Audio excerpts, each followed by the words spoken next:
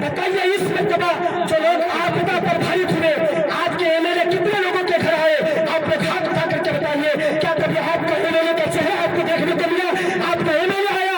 अगर इस आपदा पर भारी में बरसात के मौसम में अगर कोई आया तो वो किशनगंज का शहर अख्तरुल ईमान आया। सलमान अजहरी को जब जेल में डाला गया, उस वक्त अगर कोई सबसे पहला नेता मुंबई की सरजमीन में और सलमान अजहरी की खैरियत पूछने के लिए गया, वो कोई और नहीं था बल्कि एमआईएम का शेख वारिस पठान था, जिसने खैरियत भी दी। और एमआईएम की जो गुजरात टीम है उसने जाकर के बाज़ाब्ता वहां के प्रशासन से ये मांग की कि आप सलमान अजहरी को रिहा करें। अगर ये आजम खान, मुख्तार अंसारी, अतीक अंसारी, ये तमाम नेता मिल करके एक पार्टी में होते, उवैसी साहब का दामन थाम लेते, तो मैं दावे के साथ कहता हूँ कि आज अतीक अहमद का इनकाउंटर नहीं होगा, या मुख्तार अंसारी जेल में नहीं मारे जाते।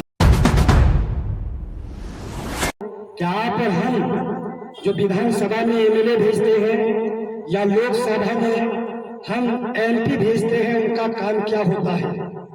क्या करने के लिए हम एमएलए चुन करके भेजते हैं? आपको इस बारे में इल्म होना चाहिए। ये नहीं कि आप अपना बटन जाकर के दबा दें और सोच रहे सिर्फ उंगली दबाना है, हमें क्या करना है। आपके एक वोट जो है ना, वो सीमांचल वालों के मुकद्दर को बदल भी देता है और कभी कभी इसको दरिया में ले जाके डुबो भी देता है। एक एमएलए का काम क्या होता है, आप लोग सुनिए। और आज में प्रेजेंट जो एमएलए है वो इन सब कामों पर एक्टिव है या नहीं? एमएलए का काम होता है बिजली का समस्या हो, आवाम परेशान हो, गरीब लोगों के घर में इन्वर्टर ना हो। आज सरकार की तरफ से जो हम लोगों को तेल, मिट्टी का तेल दिया जाता था, वो भी बंद किया जा चुका है।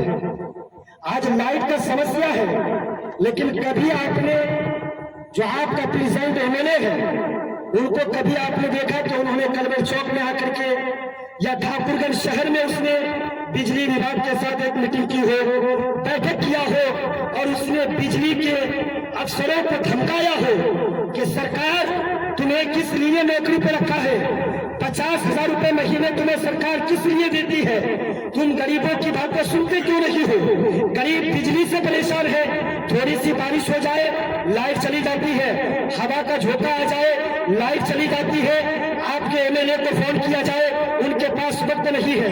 एमएलए के पास कॉल किया जाए, वो उस वक्त हाँ तो बोल देते हैं, लेकिन वो बिजली ऑफिस में आकर के बिजली अफसरों पर कार्रवाई नहीं करता। कैसे कार्रवाई करेगा?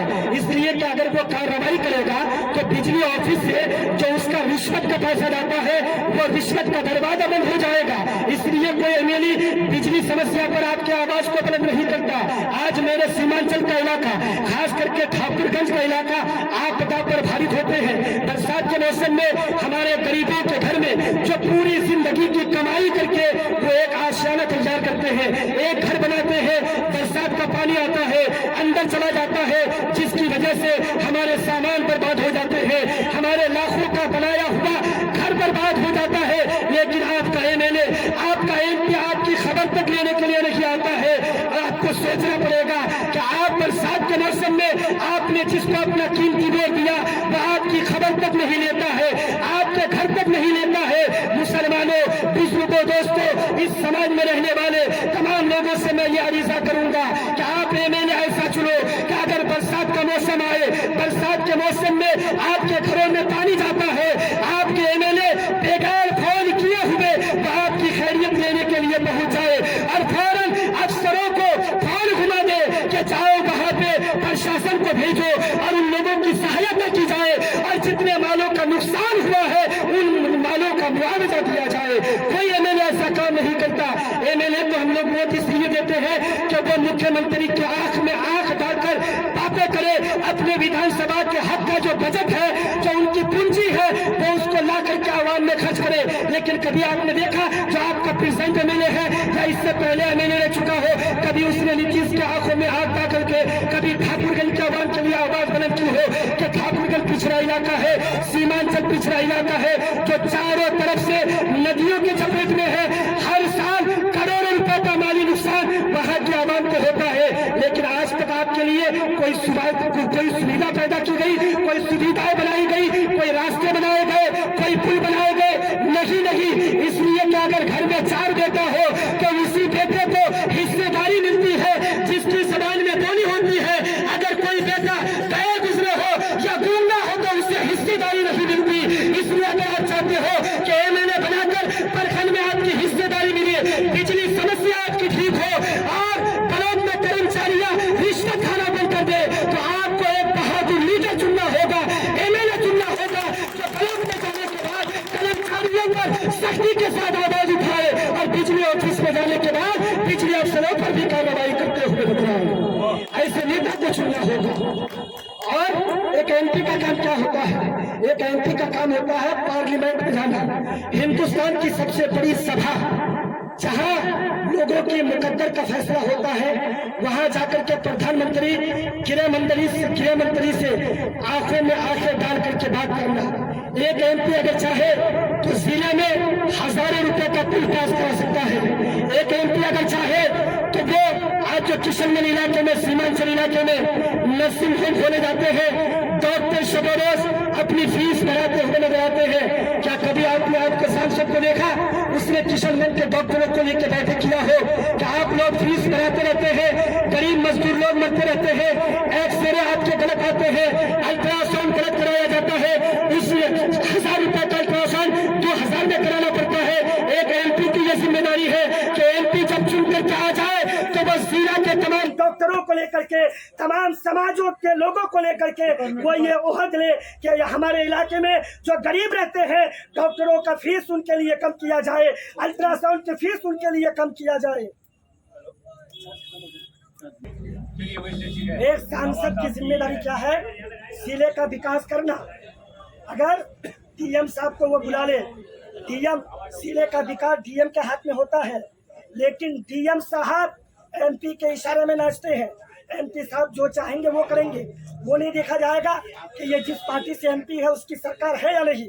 आप लोग कहते हैं ओवैसी साहब को वोट देंगे, वोटों का बंटवारा हो जाएगा। 2-4 सीटों से ओवैसी साहब क्या कर लेंगे? अगर आपको 2-4 सीटों का रिजल्ट देखना हो तो कभी टिकट बना करके हैदराबाद चले जाया करे। हैदराबाद में जाएंगे, वहां आपको ओवैसी हॉस्पिटल भी मिलेगा, ओवैसी स्कूल भी मिलेंगे, वहां पे आपको दारुसलाम भी मिलेगा, जहां पे दलित, पिछड़े, हिंदू, मुस्लिम, सिख, ईसाई सबकी बराबर सुनी जाती है और हर समस्या को आसानी के साथ हल किया जाता है। दारुसलाम एक बेमिसाल घर है और समझ लीजिए गरीबों का एक दरबार है। वहाँ पे ये नहीं देखा जाता कि ये दलित समाज से है या ये ईसाई समाज से है या ये सिख समाज से है, बल्कि सबकी बराबर सुनी जाती है। आज हमारे इलाके में बीमार पड़ जाए तो बड़े इलाज कराने के लिए, कैंसर का या किडनी का इलाज कराने के लिए हम हैदराबाद लेके जाते हैं। क्या ये हैदराबाद में ये बड़े बड़े हॉस्पिटल, बड़ी बड़ी यूनिवर्सिटियाँ क्या ये सरकार ने बनाई? नहीं, बल्कि उस जिले में जो सांसद है उन सांसद ने आवाजें बुलंद की और प्रधानमंत्री की आंखों में आंखें डाल करके उसने कहा कि मैं एक जिले का मालिक हूँ, आपकी जिम्मेदारी है कि जो मेरा हक है, जो जिले का हक है, वो बजट आपको पास करना पड़ेगा और वहाँ पे आपको हॉस्पिटल भी बनाना पड़ेगा। बच्चों की तालीम के लिए, गरीब बच्चों की शिक्षा के लिए आपको स्कूल भी बनाना होगा। और सिद्दुद्दीन ओवैसी साहब का हैदराबाद जाकर के देखिए, किसी चीज की कमी नहीं है। कितने एमएलए हैं? 6 एमएलए हैं। 6 एमएलए को लेकर के आज स्मार्ट सिटी बना दिया है हैदराबाद को। अगर किशनगंज में आपका 4 एमएलए हो जाए और अख्तरुल ईमान जैसा बोलने वाला, पढ़े लिखे, एजुकेटेड नेता सांसद बन जाए, गुलाम हसनैन जैसा वफादार नेता और बोलने वाला नेता अगर आपके प्रखंड का एमएलए बन जाए तो मैं यकीन के साथ कहूँगा कि 6 महीने के अंदर आपको एमएलए बनाने का, मैं अपनी कौम का दर्द समझता हूँ। आज हिंदुस्तान में सिखों की आबादी 2 करोड़ है। सिखों की आबादी 2 करोड़ है, उनके पास एक मुख्यमंत्री है। ईसाइयों की आबादी 3 करोड़ है, उनके पास 3 मुख्यमंत्री है।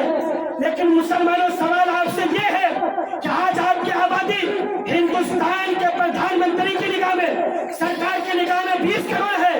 और मैं तो कहता हूँ कि अगर जनगणना कराया जाए जाति जनगणना के अनुसार मुसलमानों की आबादी आज के दौर में 30 से 35 करोड़ होगी। लेकिन उसके बावजूद आज आपकी एक पार्टी रही है, आपका एक मुख्यमंत्री रही है।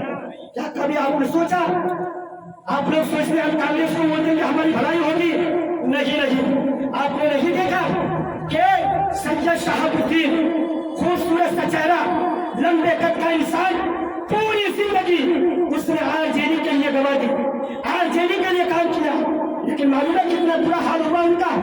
दिल्ली में उनकी मौत हुई, उनके लाश को घर तक आने के लिए न दिया गया। क्या तेजस्वी यादव के अंदर पावर नहीं है? लालू प्रसाद यादव के अंदर पावर नहीं था? क्यों नहीं आवाज उठाई? आपको मालूम होना चाहिए कि लोकसभा इलेक्शन में हिना साहिबा, जो मरहूम शहाबुद्दीन की पत्नी है, वो इलेक्शन लड़ने के लिए आरजेडी से बार बार लालू के पास गए, तेजस्वी के पास गया, लेकिन उसके बावजूद हिना साहिबा को टिकट नहीं दिया गया। एक सीवान जैसे मशहूर इलाका, जो सीवान के बादशाह गुजरे हैं शहाबुद्दीन साहब, उनकी बीवी को टिकट से महरूम किया गया। आप लोग किस खेत की मूली है? आज हिंदुस्तान में क्या हाल हो रहा है? आजम खां जो एक दिन अखिलेश यादव पार्टी के अध्यक्ष रह चुके हैं, बड़े नेता रह चुके हैं, आज उनका हाल क्या हो रहा है? जेल में सड़ रहे हैं। क्यों मुसलमानों? इसलिए कि आप बते हुए हैं अगर ये आजम खान, मुख्तार अंसारी, अतीक अंसारी, ये तमाम नेता मिल करके एक पार्टी में होते, उवैसी साहब का दामन थाम लेते, तो मैं दावे के साथ कहता हूँ कि आज अतीक अहमद का इनकाउंटर नहीं होता, जेल में नहीं मारे जाते। आज जो हम लोग जेलों में मारे जाते हैं, आज हमारी कौम के जवान जेलों में बंद है। मुफ्ती सलमान अजहरी का क्या गुनाह था? बस एक ही गुनाह था कि उसने एक शेर कहा था, और उस शेर की सजा ये मिल रही है कि आज वो बरसों से जेल में, जिनकी तकरीर सुनने के लिए लाखों नहीं करोड़ों का मजमा होता है, आज वो जेल के सलाखों के अंदर बंद है। क्या कोई आरजेडी या कांग्रेस से जुड़ा हुआ नेता मुझे बता दे कि उन्होंने सलमान अजहरी के लिए आवाज बुलंद की हो, सलमान अजहरी के लिए धरना प्रदर्शन किया हो? अगर सलमान अजहरी को जेल में डाला गया, उस वक्त अगर कोई सबसे पहला नेता मुंबई की सरजमीन में और सलमान अजहरी की खैरियत पूछने के लिए गया, वो कोई और नहीं था बल्कि एमआईएम का शेर वारिस पठान था, जिसने खैरियत भी दी। और एमआईएम की जो गुजरात टीम है, उसने जाकर के बाज़ाब्ता वहां के प्रशासन से ये मांग की कि आप सलमान अजहरी को रिहा करें। लेकिन अफसोस का मकाम है आज मुस्लिम लोग सियासत के मामले में इस कदर कमजोर है, हमारी बातें सुनी नहीं जाती, हमारे बच्चे मारे जाते हैं, हमारे मुसलमान फिरों की तालियां पकड़ करके मारे जाते हैं। ये कमी कहीं ना कहीं बीजेपी वालों की नहीं, बल्कि ये कमी आपके अंदर है। इसलिए कि आपने 70 सालों से कांग्रेस की गुलामी की, लेकिन आज तक आपको कुछ नहीं मिला। आज पूरे बिहार का जब आप जायजा लेंगे, सबसे पिछड़ा इलाका सीमांचल इलाका है। हम लोग यूपी में रहे, जब हम कहते थे किशनगंज के हैं, अररिया के हैं, तो लोग हम पर हंसते थे, अरे तुम्हारे यहाँ तो लोग पानी में बहते हैं, वहाँ पे झोपड़ियाँ ज्यादा है, अच्छे रोड नहीं है, अच्छे अस्पताल नहीं है। क्या आपने कभी गौर किया कि आप जो 5 साल के लिए सांसद चुनते हैं, एमपी चुनते हैं, वो आपके लिए 5 साल में क्या करता है? आप जो 5 साल के लिए विधानसभा में एमएलए चुनते हैं, उससे सिर्फ भलाई होती है कि 3 करोड़ का उसे पटना में एक मकान मिलता है, वो आराम की नींद सोता है, लेकिन पब्लिक के बारे में कभी सोचता तक नहीं। न पब्लिक